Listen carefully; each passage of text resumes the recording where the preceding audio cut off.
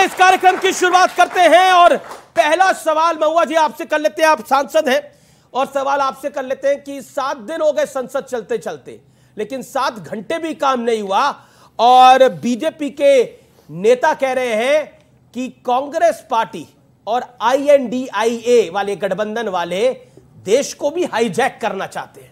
इस बार आप देख रहे होंगे कि सिर्फ इतनी मांग है टीम इंडिया की कि माननीय प्रधानमंत्री जी आए और मणिपुर पर 2 शब्द कहें। क्या ये नहीं माना जा सकता है? ऐसा क्या मांग कर लिया विपक्ष ने?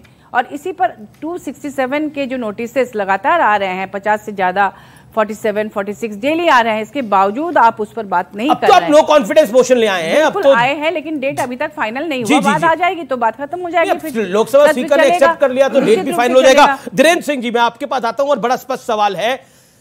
विपक्ष कहता है कि हमारी टीम इंडिया है, नरेंद्र मोदी कहते हैं क्विट इंडिया, परिवारवादियों को भी कहते हैं क्विट इंडिया। तो आप लोग परिवारवाद की श्रेणी में आते हैं नहीं आते? बिल्कुल नहीं आते। अच्छा, हमारे नेता नहीं, कब से नहीं, शुरू से। अच्छा, आज हमारे नेता, जब उनको संघर्ष करना था, उनके पिता का साया उनके सर से उठ गया। उन्होंने खुद अपने पैरों पे जनता के बीच में रहकर आज भी संघर्षरत हैं, कल भी थे। देखिए, पुत्र होना, किसी बड़े लोगों के, बड़े नेता का होना, ये उनका सौभाग्य हो सकता है। लेकिन आज जिस जगह पे बिहार में राजनीति में वो खड़े हैं, देश की राजनीति में दलितों के एक नेता के रूप में स्थापित खुद को किया है, ये खुद के संघर्ष से ही संभव है। किसी परिवार, लेकिन विपक्ष कह रहा है आ देखे जरा किसमें कितना है दम। किसमें दम दिखाना है? ये आई डॉट वाले को बोल रहे हैं क्या? आई डॉट पूरा नाम क्यों नहीं ले रहे आप लोग? मुझे डाउट है ना। I doubt, an doubt, the doubt, ये संदेहास्पद जो गठबंधन बना है ना जी, ये संदेह का गठबंधन है। संदेह का गठबंधन। एक दूसरे को क्या उसको बोलते हैं, संदेह से देखते हैं। किसी पर किसी को भरोसा नहीं है। एक दूसरे को ये लोग हर हालत में तोड़ना चाहते हैं। और कांग्रेस को तो आप पुराना जान रहे हैं, ये देश को भी बर्बाद किया है, छोटी पार्टियों को भी बर्बाद की है और खुद को भी अब बर्बाद करने पर लगे हुए हैं। कांग्रेस को राहुल गांधी को चाह रही है कांग्रेस महात्मा गांधी बनाना। गांधी गांधी होना कॉमन हो सकता है, लेकिन राहुल और महात्मा दोनों में बहुत बड़ा फर्क है। जी, मैं आपके पास वापस आऊंगा, लेकिन अब आशुतोष जी और फिर बीजेपी कांग्रेस के पास में जाता हूं। आशुतोष जी, आपके एक नेता हैं स्वामी प्रसाद मौर्य जी, मतलब उन्होंने क्या सुपारी ली रखी है आप लोगों को निपटाने की? पहले वो रामचरितमानस को माफ करिए मेरे शब्दों को, लेकिन पहले वो रामचरितमानस को लेकर अपशब्द कह रहे थे, अब वो बद्री विशाल के बारे में बोल रहे हैं। विष्णु का धाम, सृष्टि का रचयिता बद्री विशाल के बारे में वो बोल रहे हैं कि वो धाम दूसरा धाम था। क्यों? और उनको प्रमोशन पे प्रमोशन दे रहे हैं। अब क्या राष्ट्रीय अध्यक्ष बनाएंगे उनको? क्या पहली बार बोला था तो महासचिव बना दिया था आप लोगों ने? देखिए, डेमोक्रेसी है समाजवादी पार्टी की, हमारे वहां कोई भी व्यक्ति बोल सकता है, उसमें कोई राष्ट्रीय अध्यक्ष बनने का वो है नहीं है। आप बस जिस संदर्भ में बात की गई है, संदर्भ था कि क्या ज्ञानव्यापी में ये सर्वे होना चाहिए, क्या वो चलना चाहिए, वो बार बार कहते हैं कि मूलभूत जो मुद्दे हैं उन पर बात क्यों नहीं करते हो? रिपोर्टर जानबूझ के उनसे पूछना चाहते हैं तो उन्होंने कहा तो महाराज जानबूझ पर बोल क्यों देते हैं? रिपोर्टर जानबूझ के पूछ रहे हैं तो कोई भी, वो क्यों जानबूझ के बोल देते हैं? अमीश जी, कोई भी तथ्यों की अलग बात नहीं की जाएगी। अगर आपने एंशिएंट इंडियन हिस्ट्री पढ़ी हो, अगर आपने मॉडर्न इंडियन हिस्ट्री पढ़ी हो, तो आप कह सकते हैं कि इस हमारे पृथ्वी में, हमारे हिंदुस्तान में जैन धर्म था, बुद्ध धर्म भी था। तो कहीं ना कहीं ये सीरीज तो बहुत लंबी है, कितना खोदोगे? बात आज के मुद्दे की होनी चाहिए। आप स्वामी प्रसाद मौर्य की बात को मानते हैं क्या? नहीं, गलत क्या है इसमें? उन्होंने बिल्कुल साफ कहा है कि भाई कहीं ना कहीं अगर आप खोदते चले जाएंगे तो एक एक चीजों में खोदते चले जाएंगे। आपको लगता है बद्री विशाल जो बद्रीनाथ धाम है वो एक्चुअली बद्रीनाथ धाम नहीं है? कहने का मतलब ये मतलब आप कह रहे हैं कि हम, आपने एक बात बोली, आपने बोला कि हमारे यहां तो सबको इंडिपेंडेंस है बोलने की। मैं कहना चाह रहा हूं कि किसी और धर्म के बारे में बोल के दिखाइए ना, इतनी इंडिपेंडेंस करके दिखाइए। आप अपने नेता को बोलिए, करके दिखाए जरा। देखिए, ऐसा करके दिखाए, करे, ठीक है, करे। आपने बोला इसके बारे में, बिल्कुल ठीक है। देखिए, ये बात बहुत साफ है। अगर आप वास्तविकताओं से जाएंगे, देखिए इमोशन से आप कहीं भी खेल सकते हैं, वास्तविकताओं में जाएंगे तो इतिहास में हर समय सर्वे क्यों हो रहा है? आज ज्ञानव्यापी का सर्वे क्यों कर रहे हैं आप कह दीजिए ये तो है। ये मुझे कहने का मतलब ये है कि अगर सर्वे हो रहा है तो वहां साइंटिफिक बात हो रही है। अगर साइंटिफिक बात हो रही है तो कहीं ना कहीं इतिहास को लेकर आर्कियोलॉजिकल सर्वे ऑफ इंडिया काम करता है। उन्होंने उसी की बात कही। परेशानी ये है कि हम बात करना चाहते हैं बेरोजगारी की, हम बात करना चाहते हैं महंगाई की, हम बात करना चाहते हैं मणिपुर की, आप बात लेके आते हैं ज्ञानवापी की, आप बात करना चाहते हैं केदारनाथ की। हम यही कहते हैं कि जो देश की 22वीं सदी के लोग हैं, जो यहाँ का एम्प्लॉयमेंट है, युवा है, वो क्या चाहता है?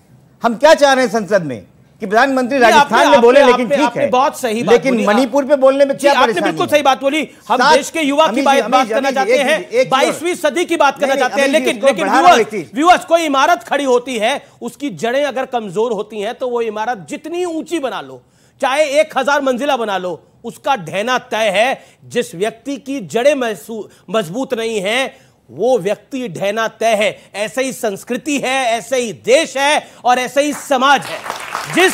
जो समाज अपनी जड़ों को खोखला कर देता है, वो समाज आज गिरा, कल गिरा, परसों गिरा। मैं आपके पास आता हूं, ये तो मुद्दों की बात करना चाहते हैं, लेकिन ये सब लोग आपके साथ मिले हुए हैं जी। देखिए, ऐसा है, बड़ी विचित्र बात हुई।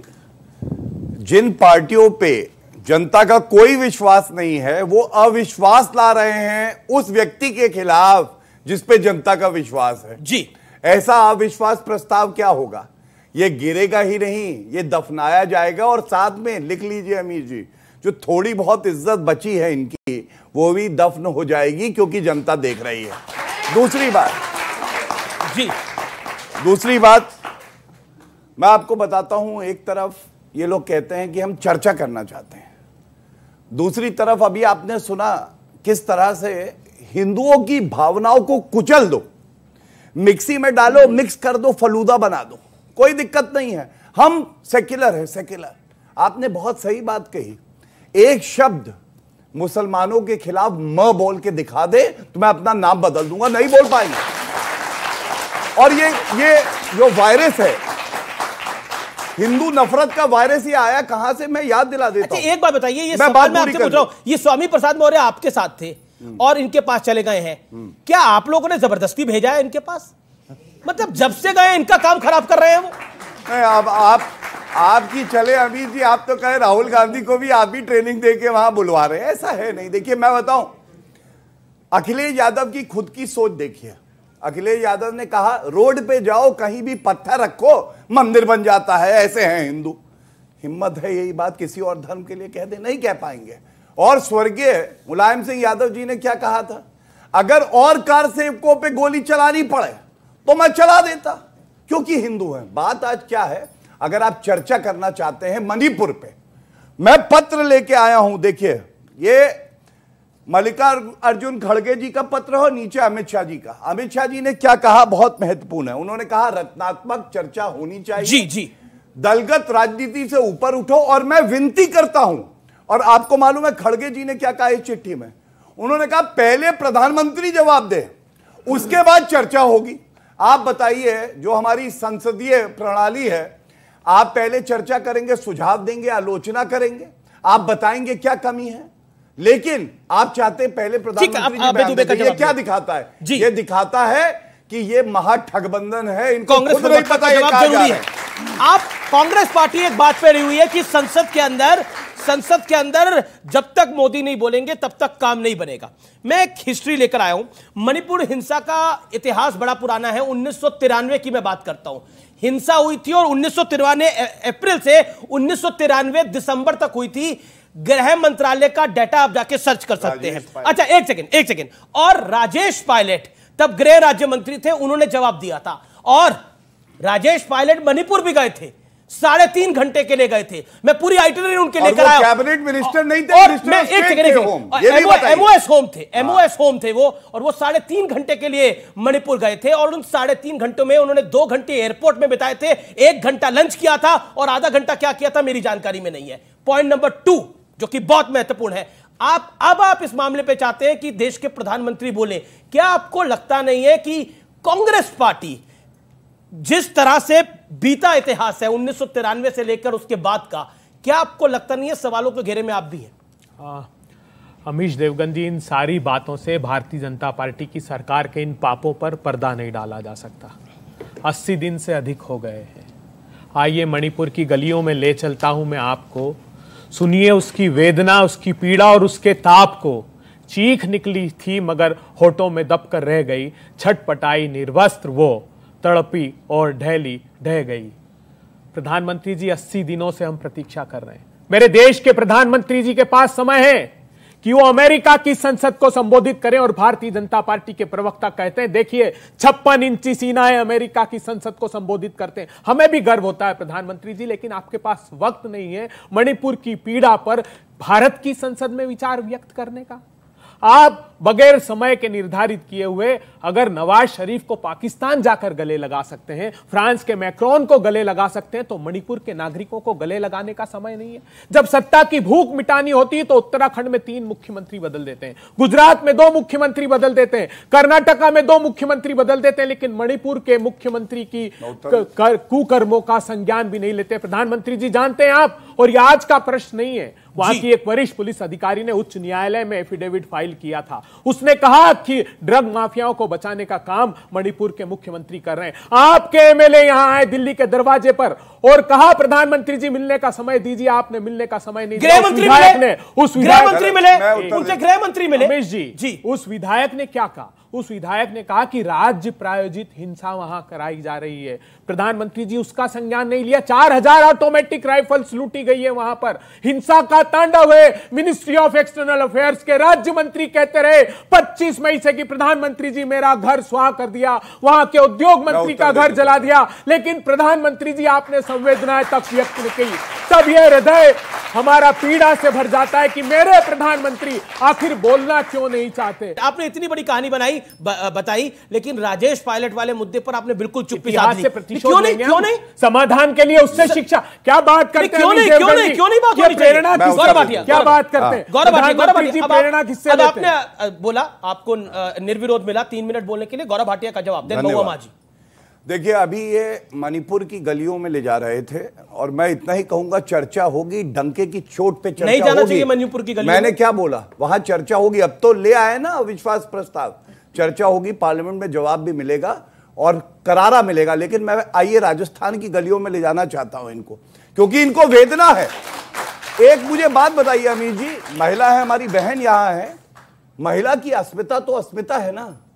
छोटा रेप बड़ा रेप तो नहीं होता, छत्तीसगढ़ के मंत्री कहते हैं। अशोक गहलोत कहते हैं आधी जो रेप के केसेस आते हैं फर्जी होते हैं।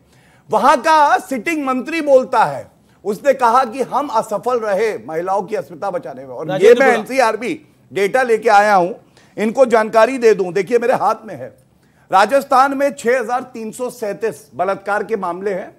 ये पूरे देश में सबसे ज्यादा है, और जनसंख्या के अनुपात में देखें तो उत्तर प्रदेश से 6 गुना ज्यादा है। मैं एक सवाल पूछना चाहता हूं गौरव जी, मेरे एक निवेदन है, मेरा दिल थोड़ा भर रहा है। बलात्कार बनाम बलात्कार ना करें।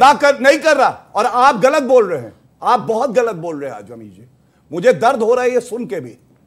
मैं 6337 जो महिलाएं हैं जिनकी इज्जत लूटी गई है, यह पूछना चाहता हूं। इन्होंने कहा हृदय में पीड़ा हो रही है। सोनिया गांधी, प्रियंका वाड्रा गांधी, राहुल गांधी, अधीर रंजन चौधरी, खड़गे जी, 6337 महिला मेरी बहनें, मेरी माता समान, वो पूछ रही हैं हमें इंसाफ क्यों नहीं मिला। और लोकतंत्र मरा या नहीं मरा पश्चिम बंगाल में, जब 55 हमारे भारतीय मार दिए गए तो इनका गला सूख गया था या मुंह में इनके दही जमी हुई थी? ये सवाल नहीं पूछा है। लोकतंत्र की बात आप करते हैं। राहुल गांधी विदेशी भूमि में कहते हैं लोकतंत्र मर गया है। अगर भारत का लोकतंत्र मर गया है तो आज ये जो आए 4 बिंदु हैं महागठबंधन के, ये क्या कर रहे हैं? लोकतंत्र तो मर चुका है। और अंत करूंगा एक बात कह के, ये जो राहुल गांधी ने सर्टिफिकेट दिया था IUML को, IUML इनके नाम में भी आई इंडिया का ही है, लेकिन हिंदुओं को काटने की बात करते हैं। मैं पूछना चाहता हूं लोकतंत्र मरता है या नहीं मरता है? राहुल गांधी अपना सर्टिफिकेट सेक्युलर का वापस लेंगे या नहीं? ये हमारी वेदना और इसमें कोई चर्चा नहीं करेगा। जी मैं एक महुआ माझी के पास जा रहा हूं, फिर आपके पास आता हूं। महुआ माझी, देखिए दो चीजें हैं बहुत महत्वपूर्ण। एक, आपका गठबंधन है, आप कह रहे हैं हम साथ साथ हैं, तो मीठा मीठा गपगप और कड़वा कड़वा थूथू नहीं हो सकता, क्योंकि बिहार के अंदर इन्हीं लोगों का खून बहाया जा रहा है। आपके सामने है आपका एक alliance partner Samajwadi Party Badri Vishal के बारे में क्या कह रहा है, आपका एक पार्टनर IUML क्या कह रहा है हिंदुओं के बारे में, इससे कैसे बचेगा? और वैसे आप कह रहे हैं कि जो लोकतंत्र है वो समाप्त हो रहा है, काले कपड़े डाल के आ रहे हैं। पहली बात तो मैं ये कहूंगी कि हमारी पार्टी सेक्युलर पार्टी है, ये धर्म पर राजनीति नहीं करती। और दूसरी बात कि इतने संवेदनशील मामला में जब महिलाओं को इस तरह से प्रताड़ित किया जा रहा है, जो वीडियो सामने आए हैं वो देखने लायक नहीं है। ऐसे में जो हमारी महिला और बाल कल्याण मंत्री हैं, स्मृति वो ईरानी। उन्होंने क्यों नहीं कोई ऐसा बयान गलत दिया? बोल रही हैं, क्यों बयान नहीं दिया वो इस पर मुखर हुई? गलत बोल रही है, झूठ बोल रही है। बयान दिया है, चलाइए अभी जी। सुनिए, वो हर झूठ मत बोलिए, बयान दिया। आप चुप हो बोलने जाइए, दीजिए। वो महिला है, ये सक्षम है, देखिए, आपसे ज्यादा पूरे सक्षम है, उसे देश के बोलने साथ दीजिए। यही व्यवहार है आप इन लोगों बताइए, का। स्मृति जब भी ईरानी कोई जी ने बोलता बयान है दिया, तो आपने आपकी बोला तरफ की दिया है जी को 30 सेकंड बयान दिया है, बस अरे बोलने तो आपको दीजिए। ऑफिशियल रिकॉर्ड है कि वो बयान दिया है। बयान दिया है। हर अच्छा, महिला ठीक है, के let her मुद्दे make her में point. Give her 30 जितनी seconds. सक्रिय, जितना एक मुखर मिनट होना में चाहिए बयान दिया था, है। उनको अविलंब जाना चाहिए था उस वीडियो के वायरल होने के बाद मणिपुर, और पर जाकर मैं- उनको उस पर खड़े होने चाहिए था उनके साथ। मैं उसका हमें फैक्ट दुख लेकर है। आया हूं। और महुआ जी, नेशनल वुमेन्स एक कमीशन, सेकंड, धीरेन्द्र जी। नेशनल वुमेन्स कमीशन को भी मेरा एक जाना सवाल चाहिए है, था। पूछ लूं। ये दोनों ही क्यों साइलेंट है, ये एक बड़ा सवाल है। मैं एक फैक्ट, मैं आपने बोला स्मृति ईरानी को जाना चाहिए था, लेकिन मैं एक फैक्ट लेकर आया हूं। और